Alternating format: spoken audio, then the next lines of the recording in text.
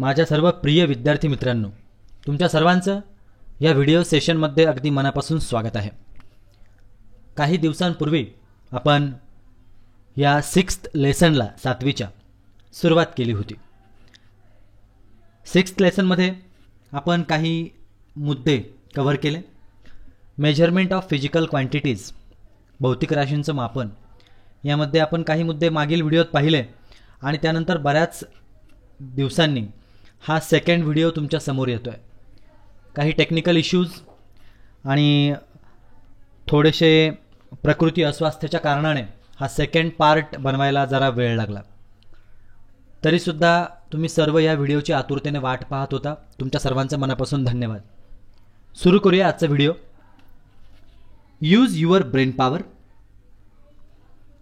Number 1, why would the weight of an object be maximum at poles and minimum at the equator?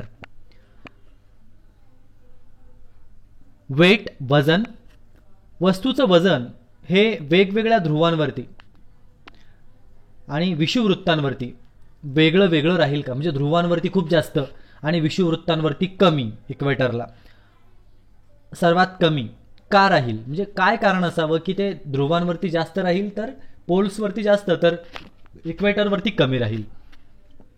Number 2, why is the weight of an object at a high altitude less than its weight at the sea level? वस्तूचं वजन हे उंच जागेवर समुद्र सपाटीपेक्षा कमी का राहतं, का राहील? काय कारण असावे?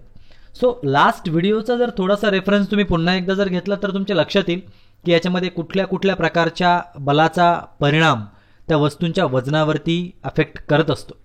So please check that.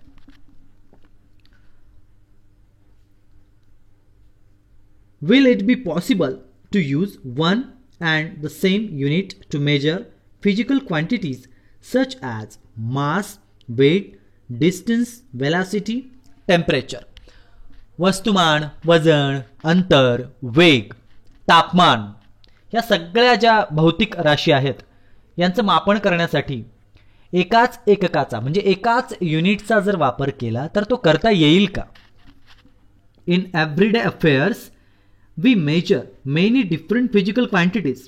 As these physical quantities are different from each other, a specific unit is used to measure each quantity. Therefore, different units are used while measuring different quantities. आपण दैनंदिन व्यवहारामध्ये वेगवेगळ्या भौतिक राशींचं मोजमाप रोजच करत असतो। या ज्या राशी असतात, फिजिकल क्वांटिटी असतात, ह्या एकमेकांपासून भिन्न असतात। त्यामुळे प्रत्येक राशीचं मापन, मोजमाप करण्यासाठी आपल्याला एक विशिष्ट प्रकारचं स्पेशल प्रकारचं युनिट लागतं।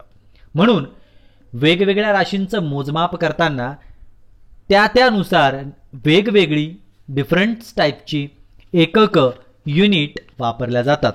आणि मग आजचा आपला पॉइंट आहे स्टँडर्डाइज्ड मेजरमेंट, म्हणजेच प्रमाणित मापन। Okay, number 1, take a ball of string. Let one student from the class measure 4 hand spans of the string and cut it there.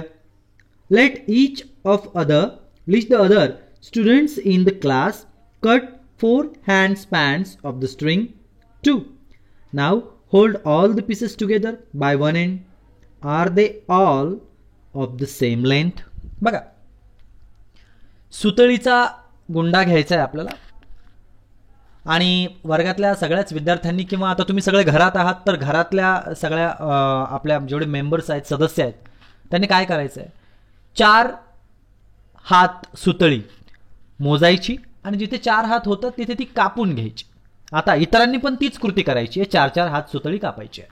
आता सगळे तुकडे एकत्र करायचे, एका टोकाला बांधायचे आणि त्यानंतर तुम्हाला काय निरीक्षण करायचं आहे, सगळे एकाच लांबीचे भरतात का? कदाचित भरणार नाहीत। याचा अर्थ काय?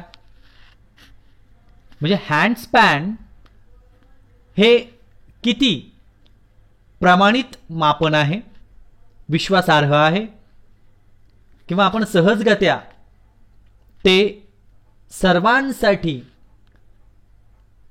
अत्यंत योग्य मापनासाठी वापरू शकतो का?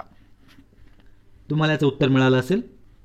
Second, now measure the length of a bench by means of the span of your hand. Ask your friends to do the same.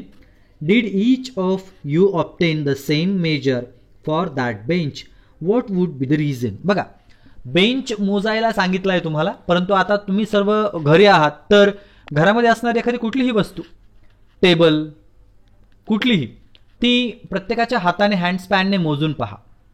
एखाद्याच्या हाताने जर ती 10 हँडस्पॅन्स भरत असेल तर सर्वांच्याच तेवढी भरेल का? कमी जास्त होईल का? मग लांबी प्रत्येकाने मोजल्यानंतर एकसारखी येते का? येत नसेल तर का येत नाही याचा विचार करा. Standardised measures are required for measuring things. Such measures are called standard units. मापनासाठी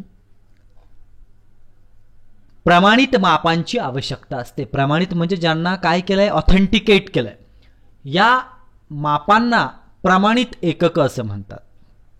या मापांना जी प्रमाणित तयार झालेली मापं आहेत त्यांना काय म्हणतात? प्रमाणित एकक म्हणजेच स्टँडर्ड युनिट्स. म्हणजे ही आहे definition. Standardised measures are required for measuring things. Such measures are called standard units. We have to measure many physical quantities accurately. To measure any quantity we use unit specified for it. बघा, आपण काय करतो, आपल्याला मापनासाठी प्रमाणित मापांची आवश्यकता असते आणि या मापांना प्रमाणित एकक असं म्हणतात. म्हणून अचूक मापन करताना वेगवेगळ्या राशींचं मोजमाप करावं लागतं. आणि कोणकोणत्या राशी आहेत मग त्या राशींसाठी जी आपण एक पद्धत ठरवली मापनाची, त्या मापनातून, त्या एककातूनच आपण त्या युनिटद्वारेच त्याची सर्व काही मापनं ही करत असतो. For example, the meter m is the specified unit for measuring length. A certain distance has been accepted as the standard for 1.0 meter. Why is there a need for such a standard unit? Suppose the span of a hand is accepted as the unit for measuring length. With this unit, we can measure lengths of clothes as 2 hand spans, 3 hand spans, and so on. However, the lengths of the cloth measured by each one of us will come out to be different. That is why a hand span cannot be a standard unit for measuring length. बघा, हे अचूक मापन करताना आपल्याला वेगवेगळ्या राशी मोजावं लागतात. त्याचं उदाहरण आपण पाहिलं. लांबी मोजायची आपल्याला आपण मीटर हे एकक ठरवून ठेवलंय, सुनिश्चित केलंय, एम. मग त्यासाठी विशिष्ट अंतर म्हणजे काय, 1.0 मीटर असं प्रमाण आपण मानलंय. अशा प्रमाणाची एक आवश्यकता आहे का आपल्याला? खरंच आहे का? बघा, समजा आपण प्रत्येकाच्या हाताने कापड मोजलं आणि ते कापण्याचं ठरवलं, तर प्रत्येकाच्या हाताने मोजलेल्या कापडाची लांबी वेगळी वेगळी येईल. आणि त्यामुळेच लांबी मोजण्यासाठी हात हे विश्वासार्ह प्रमाण होऊ शकेल का? प्रत्येकाचे हात हे वेगवेगळे भरणार आणि त्यामुळे हे प्रमाण एकक होऊ शकत नाही, म्हणजेच स्टँडर्ड युनिट होऊ शकणार नाही. So do you know that our body has weight because of the gravitational force of the earth. जसं आपण वरती आत्ताच पाहिलं, 1-2 गोष्टी तुमच्या लगेच लक्षात येईल. The gravitational force of the moon being less, or weight will turn out to be less there.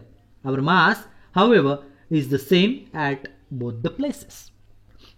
आपल्याला पृथ्वीच्या गुरुत्वीय बलामुळे वजन असतं, कारण पृथ्वी आपल्याला तिच्याकडे ओढते आणि म्हणून आपल्याला बल प्राप्त होतं, वजन प्राप्त होतं. चंद्राचं गुरुत्वीय बल कमी आहे, त्यामुळे तिथे पृथ्वीपेक्षा आपलं वजन कमी भरणार, कारण चंद्र त्या तुलनेत आपल्याला त्याच्याकडे खेचणार नाही, ओढणार नाही. परंतु वस्तुमान मात्र दोन्हीही ठिकाणी सारखंच असेल. ओके, ऑलवेज रिमेंबर, नेहमी लक्षात ठेवा, प्रिव्हेलिंग सिस्टीम्स ऑफ मेजरमेंट, प्रचलित मापनाच्या ज्या पद्धती आहेत त्या कोणकोणत्या आहेत बघा. Number 1 MKS system and number 2 CGS system. Number 1 MKS. In this system, distance is measured in meters, mass in kilogram, and time in second, means m MKS. आलंय का लक्षात? MKS सिस्टीमला MKS का म्हणतात? डिस्टन्स कशात मोजतात? M मीटर, मास कशात? K kilogram आणि टाइम कशात? S second. MKS. CGS system. In this system, distance is measured in centimeter, mass in gram and time in second. CGS. In the MKS system of measurement, distance, mass and time are accepted as the fundamental quantities. These three quantities are used to measure all other quantities. MKS मापन पद्धतीमध्ये लांबी, वस्तुमान, काळ ह्या ज्या राशी आहेत, quantities आहेत, या फंडामेंटल मानलेल्या आहेत, म्हणजे बेसिक, पायाभूत, आधारभूत. त्यांचा उपयोग करूनच इतर राशींचं मापन केलं जातं. Means they are must. Complete the following table. हा टेबल तुम्हाला पूर्ण करायचा आहे.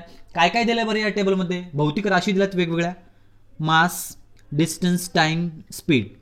MKS मध्ये किलोग्रॅम माससाठी, CGS मध्ये ग्राम माससाठी. डिस्टन्ससाठी काय केलं जातं MKS मध्ये? डिस्टन्स कशात मेजर केला जातो? मीटरमध्ये. इकडे सेंटीमीटरमध्ये. टाइम सेकंडमध्ये. टाइम सेकंडमध्ये. स्पीड मीटरमध्ये, सॉरी किलोमीटरमध्ये आणि मीटरमध्ये. So let's move.